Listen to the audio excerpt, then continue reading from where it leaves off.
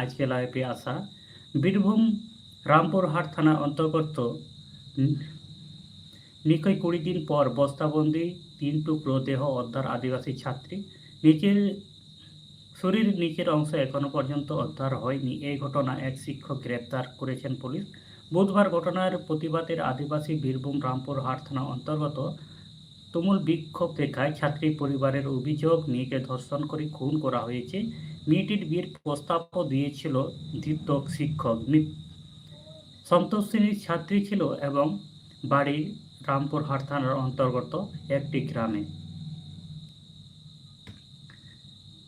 গত 28শে আগস্ট সকাল 7টা নাগাদ রামপুরহাট শহর এক শিক্ষকের কাছে টিউশন পড়তে গিয়েছিল ছাত্রীটি। সেখান থেকে আর বাড়ি ফেরেনি।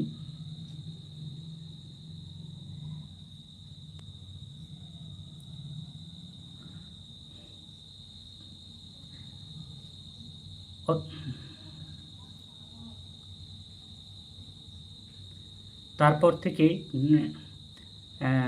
নিখোঁজ ছাত্রী পরিবারের নিখোঁজ ডায়েরি করেন পুলিশ থানায়। তো ছাত্রী নিখোঁজের দিন থেকে ওই স্কুল শিক্ষক, যার নাম মনোজ কুমার পাল, তারপর থেকে তিনি স্কুলে আর আসেনি। ᱦᱩᱰᱤᱧ ᱢᱟᱪᱷᱟ ᱱᱤᱭᱟᱹ ᱢᱤᱫᱴᱮᱡ ᱠᱟᱛᱷᱟ ᱛᱟᱦᱮᱱ ᱠᱟᱱᱟ